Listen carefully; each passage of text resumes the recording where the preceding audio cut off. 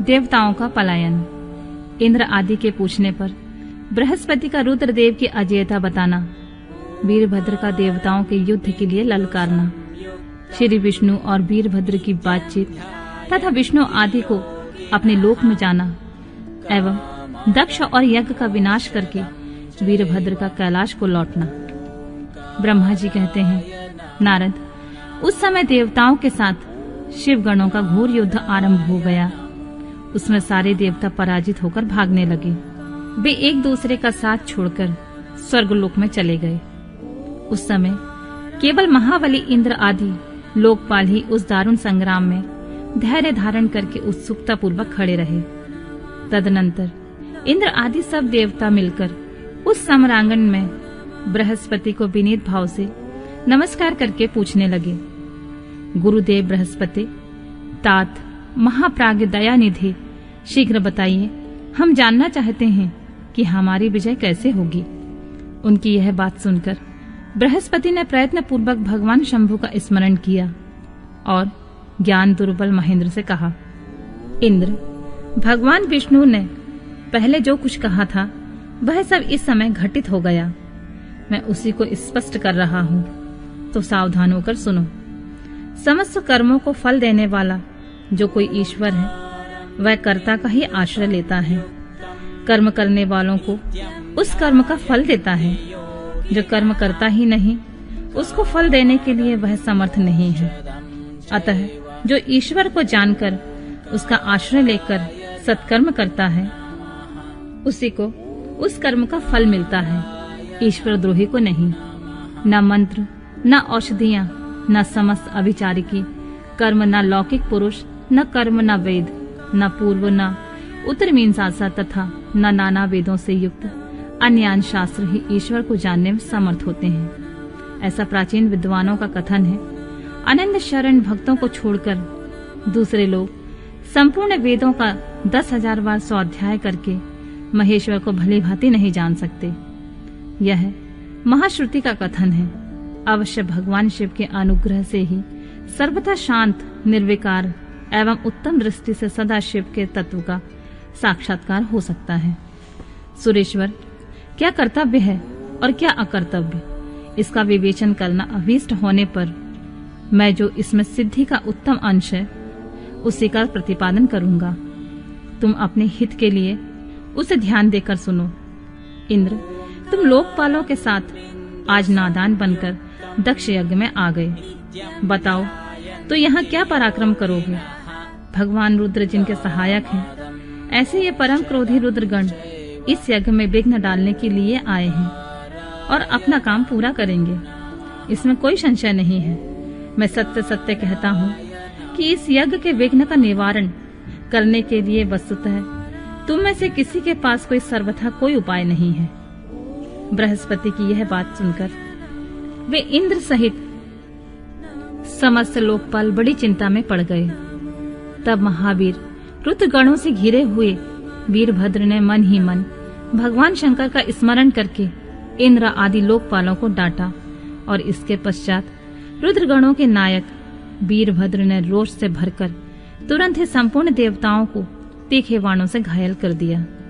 उन बाणों की चोट खाकर इंद्र आदि समस्त सुरेश्वर भागते हुए 10 दिशाओं में चले गए। जब लोकपाल चले गए और देवता भाग खड़े हुए, तब वीरभद्र अपने गणों के साथ यज्ञशाला के समीप गए।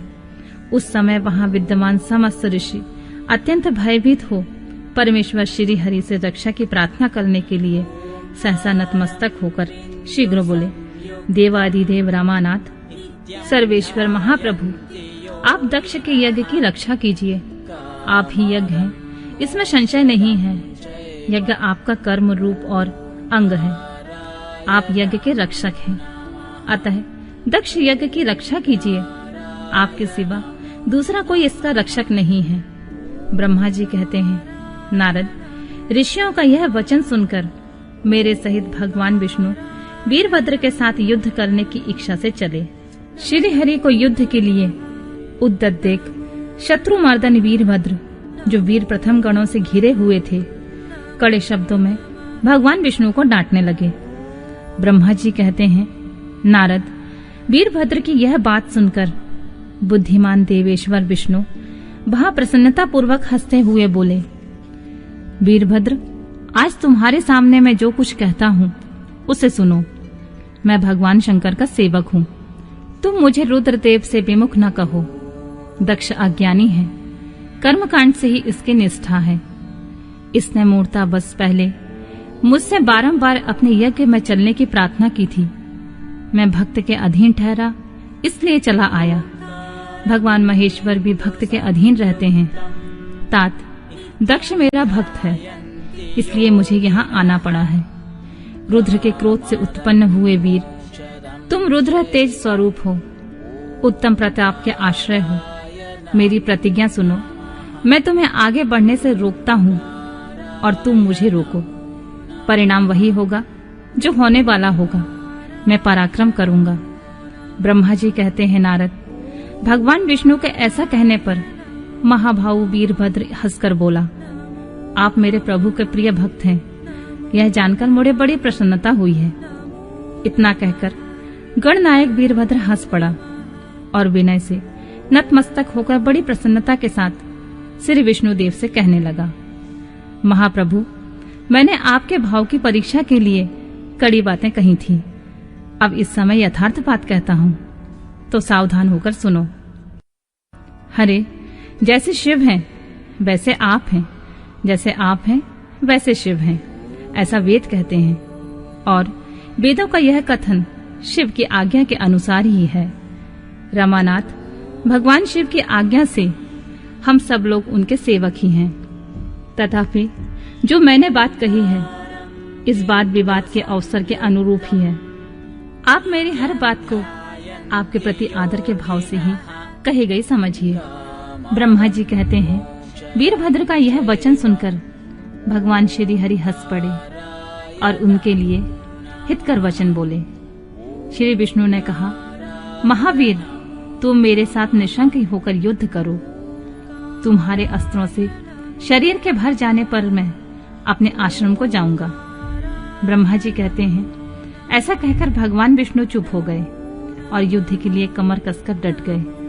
महाबली वीरभद्र भी अपने गणों के साथ युद्ध के लिए तैयार हो गए। नारद, तदनंतर भगवान विष्णु और वीरभद्र में घोर युद्ध हुआ।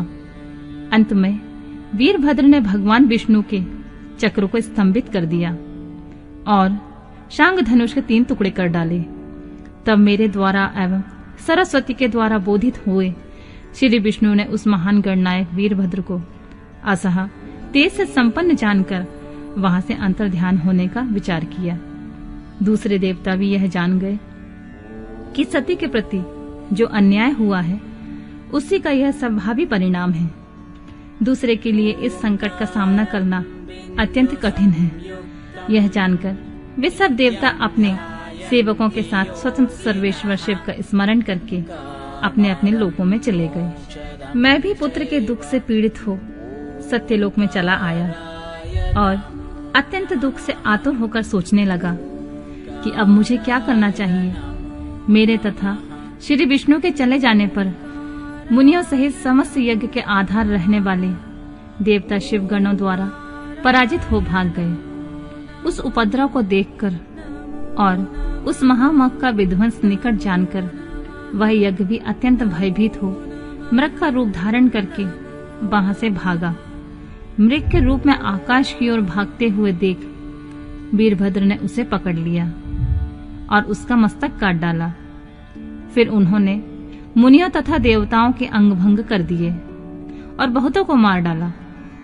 प्रतापी मणिभद्र ने भृगु को उठाकर पटक दिया और उनकी छाती को पैर से दबाकर तत्काल उनकी दाढ़ी मूछ नोच ली। चंड ने बड़े वेग से पूछा के दांत उखाड़ लिए, क्योंकि पूर्व काल में जिस समय महादेव जी को दक्ष के द्वारा गालियां दी जा रही थीं, उसी समय वे दांत दिखा दिखाकर हंसे थे।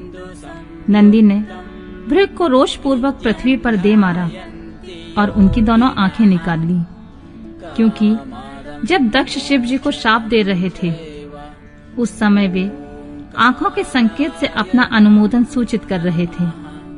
वहां रुद्र गणनायकों ने स्वधा, स्वाहा और दक्षिणा देवियों की बड़ी विडंबना की। वहां जो मंत्र तंत्र तथा दूसरे लोग थे उनका भी बहुत तिरस्कार किया। ब्रह्मापुत्र दक्ष भय के मारे अंतर्वेदी के भीतर छिप गए। वीरभद्र उनका पता लगाकर उन्हें बलपूर्वक पकड़ लाए। फिर उनके दोनों गाल पकड़कर उन्होंने उनके मस्तक पर तलवार से आघात किया, परंतु योग के प्रभाव से दक्ष का सिर अभेद हो गया था, इसलिए कट नहीं सका। जब वीरभद्र को ज्ञात हुआ कि संपूर्ण अस्त्र शस्त्रों से इनके मस्तक का भेदन नहीं हो सकता है, तब उन्होंने दक्ष की छाती पर पैर रखकर दबाया और दोनों हाथों से गर्दन मरोड़ तोड़ डाली। फिर शिवद्रोही दुष्ट दक्ष के उस सिर को गणनायक वीरभद्र ने अग्निकुंड में डाल दी। तदनंतर जैसे सूर्य घोर अंधकार राशि का नाश करके उन्याचल पर आरूढ़ होते हैं, उसी प्रकार वीरभद्र दक्ष और उनकी यज्ञ का विध्वंस करके कृतकार्य हो तुरंत ही वहां से उत्तम कैलाश पर्वत को चले गए। वीरभद्र को काम पूरा करके आया देख परमेश्वर शिव मन ही मन बहुत प्रसन्न हुए और उन्होंने वीर प्रथम गणों का अध्यक्ष बना दिया।